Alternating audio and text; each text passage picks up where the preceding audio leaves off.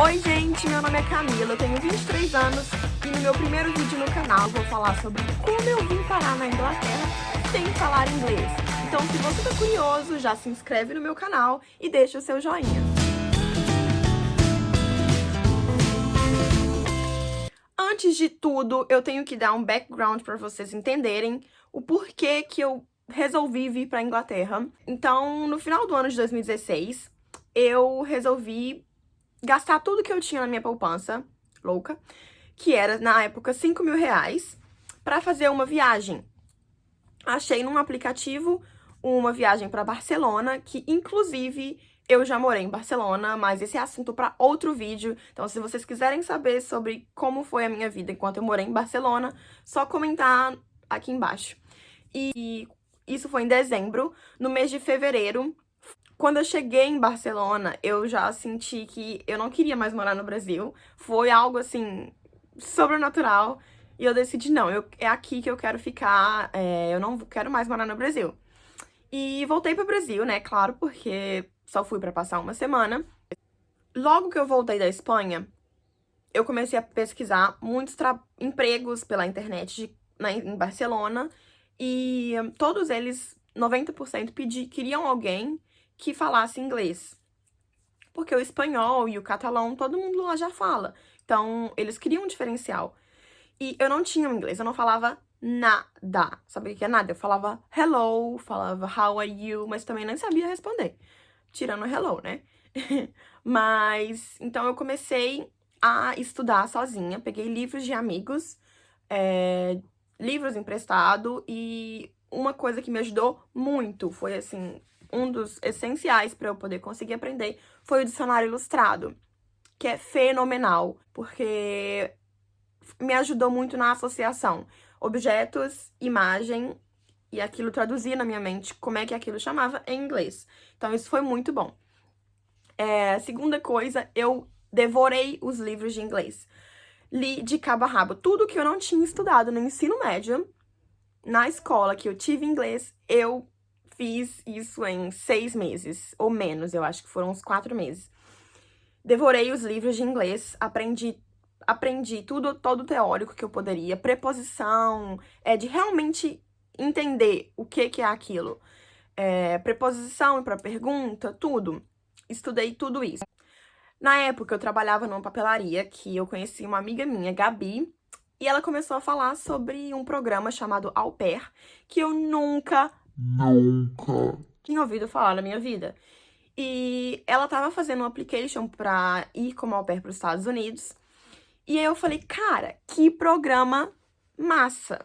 Vou olhar, vou ver como é que eu faço pra fazer isso também. Só que eu não queria ir pros Estados Unidos, porque eu achava muito burocrático e eu não tinha um sonho de ir pros Estados Unidos, como muitas pessoas têm. E aí eu entrei nesse site e pensei, por que não abrir o meu leque, abrir o filtro desse site Au Pair World para Inglaterra, que é um país que fala inglês, mas não seria tão burocrático quanto os Estados Unidos. Foi isso que eu fiz.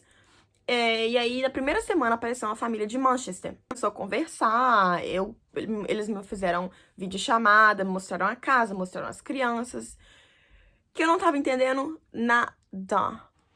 Nada. Mas, outra coisa também que eu fiz antes desse vídeo chamada por Skype, eu fiz uma lista das possíveis perguntas que uma mãe que tá contratando alguém pra ficar com as crianças dela iria me perguntar. Então, tudo em inglês. Coloquei no tradutor as possíveis perguntas em português, como quais são suas experiências com criança, quantos anos você já trabalhou com criança, tudo. Coloquei isso. E aí tem palavras-chave. Eu li 300 vezes essas perguntas. E palavras-chave como experiences, how many children. Então, eu peguei isso e coloquei na minha mente. Então, mesmo que eu não estava entendendo tudo que ela falasse, eu tinha as palavras-chave que eu falava, essa palavra é da pergunta tal. Poderia até não ser, mas eu respondia e ela ficava satisfeita com a resposta porque eu estava falando tudo que ela queria ouvir. Então, depois dessa videochamada, A gente continuou conversando e tudo pelo tradutor. Até resolver, não, gostamos de você, você quer vir? É isso. Mas esse assunto do au pair é para outro vídeo. Só voltando para a questão do inglês. E continuei fazendo isso, tudo pelo tradutor. E quando eu cheguei aqui e fui passar pela imigração, que era uma outra fase, assim, bem tensa pra mim, porque eu tinha que usar todo o inglês que eu teria, no caso, que eu não tinha nada. Então, foi outra fase muito difícil pra mim, que eu vou fazer em outro vídeo. Se vocês querem que eu conte sobre como foi passar na imigração, as perguntas que eles me fizeram, faço outro vídeo, só deixar nos comentários aqui embaixo. Mas, pra passar na imigração, eu fiz a mesma coisa com o vídeo. Fiz uma lista das possíveis perguntas que me fariam sobre visto e etc. Porque, pra quem não sabe, aqui na Inglaterra, a imigração não é como nos Estados Unidos. Você tira o visto no Brasil e chega lá, é isso. Na Inglaterra, o seu visto você tira quando chega aqui no aeroporto. Então, eles fazem perguntas pra você em inglês, mas você tem direito a um tradutor, coisa que eu não sabia na época. Mas você tem direito de pedir um translator da sua língua, caso você não fale inglês. Mas eu não sabia disso, né? Então, passou, já foi. Deu certo. Depois que eu já tava na família, tudo, outra coisa que me ajudou muito, que foi essencial para eu aprender inglês, depois que eu cheguei aqui muito rápido, foi ter tido uma rotina com duas crianças que já falavam, uma de 2 anos e uma de 8. Então, ter a convivência com elas foi essencial para eu conseguir desenvolver o meu inglês melhor. Se eu tivesse cuidado de bebê, talvez isso não teria sido desse jeito. Então, quando eu li algum livro para elas, elas me corrigiam. E era uma coisa assim fantástica. Tem gente que não gosta de ser corrigido, mas eu acho que você não consegue aprender se você não errar. Vai passar vergonha? Vai passar vergonha, mas é assim que se aprende. Então, eu acho que isso foi fundamental. Outro fator que foi chave também para eu aprender nos meus horários livres, eu ia pra rua, eu ia pra shopping, eu ia pra café, eu ia pra pub e tentava interagir, de perguntar. Ia pra alguma loja e perguntava, qual que é o preço disso? What's the price? Mesmo falando assim, coisa nada com nada, bem errado, mas a palavra-chave a pessoa também entendia, no caso, o preço. Então, ir pra rua perguntar, dar a cara a tapa, às vezes a pessoa até nem sem te conhecer, você fala, oh, what's the price? What's the price? Ou você fala price, e aí a pessoa te responde perguntando a pergunta certa. Tipo, o quê? Não entendi o que ele falou. Isso ajuda muito pra você conseguir evoluir na língua. É você ir e dar a cara a tapa com nativos, com pessoas que já falam há muitos anos, que já estão aqui há muito tempo, nasceram aqui. Então, isso ajudou muito. Mesmo errando, às vezes eu ficava, meu Deus, eu falei um negócio muito errado e passei vergonha, a pessoa deu até uma risadinha, mas não importa, porque é assim que se aprende. Então, passando vergonha, às vezes eu fico assim, nossa, aquela vez na loja tal eu falei uma coisa assim muito nada a ver, uma pergunta muito sem noção, com um inglês bem errado, mas aquela vez fez entrar na minha cabeça o certo. Então, eu acho que isso, dando cara a tapa, de ir, perguntar, tentar conversar de algum produto, isso assim, assado, é assim que se aprende. Você aprendendo as preposições também. Então, isso foi bem importante para eu poder aprender.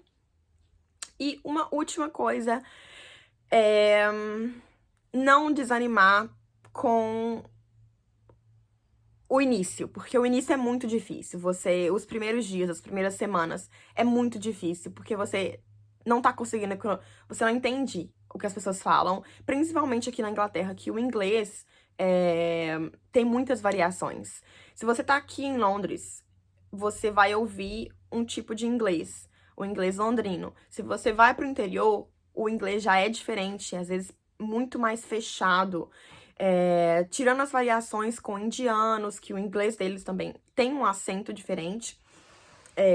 E outras línguas que, quando as pessoas falam, continua sendo inglês, mas é um inglês que é difícil de entender. Então, eu acho que isso é com o tempo, não adianta. No começo eu não entendia, um exemplo, não sei, indiano. Eu não conseguia entender o inglês deles. É com o tempo. Você vai treinando o seu ouvido. Não tem jeito. Você não consegue aprender. Eu digo por mim. Eu não consigo aprender se eu não tiver lá todos os dias, ouvir um pouquinho. Aí eu falo, nossa, que palavra é essa? Aí a pessoa repete, não entendi de novo, porque ela falou do mesmo jeito. Aí outra pessoa que tá comigo, que consegue falar um inglês mais pausado, repete. Aí eu, nossa, essa palavra? Por que a pessoa não falou devagar, sabe? E outra coisa também é você pedir pra pessoa falar pausadamente. Às vezes a pessoa fala disparado, como eu estou fazendo agora em português, mas a pessoa fala disparado em inglês. Você não entende bololotas, você não entende nada. Então você fala, could you please repeat? Could you please slow down? Alguma coisa pra pessoa ver que você não tá entendendo. Às vezes nem é porque você não entende nada de inglês, às vezes é porque a pessoa fala com um pão dentro da boca. Então, assim, é questão de paciência. Nas primeiras semanas você fica, cara, como é que eu vou conseguir? Tipo, é tão difícil pegar o ritmo do que as pessoas falam, o acento é pesado, mas com o tempo você consegue sim. Então, é só não desanimar, é só não pensar, cara, isso não dá pra mim. Eu sempre disse, eu não gosto de inglês. Eu sempre falei, é um dos motivos que eu nunca aprendi inglês no ensino médio. Sempre pensei, pra que eu vou precisar de inglês? Já tenho espanhol, catalão, tá ótimo. Pronto. Não, então acho que toda vez na minha vida que eu penso, eu não consigo fazer isso, eu lembro de alguma coisa que eu falei que eu não conseguiria e que deu muito certo. Então, eu acho que é persistência. Você estudando sozinho, você conversa com nativos. Tem aplicativos de celular também, que você consegue conversar com pessoas daqui ou dos Estados Unidos, pessoas que falam inglês no geral. Esses aplicativos são muito bons, porque você tá errando, a pessoa não tá nem te vendo por um aplicativo, então não precisa de ter vergonha. É mesmo. Então é isso, gente. Esse foi o vídeo de hoje. Espero que vocês tenham gostado pra caramba desse vídeo. Então deixa o seu comentário aqui embaixo, o seu joinha e não esquece de se inscrever no meu canal. Então deixem ideias de próximos vídeos, se vocês querem que eu fale do meu ano de au pair, ou até do meu cabelo, como eu finalizo meu cabelo. Pra quem não sabe, eu também passei por uma transição que foi pesada, meu cabelo era liso. Vou deixar a fotinha aqui do lado. Então, se vocês quiserem saber sobre como foi a minha transição também, pode deixar nos comentários qualquer coisa, sugestões, comentários. Até a próxima. Tchau!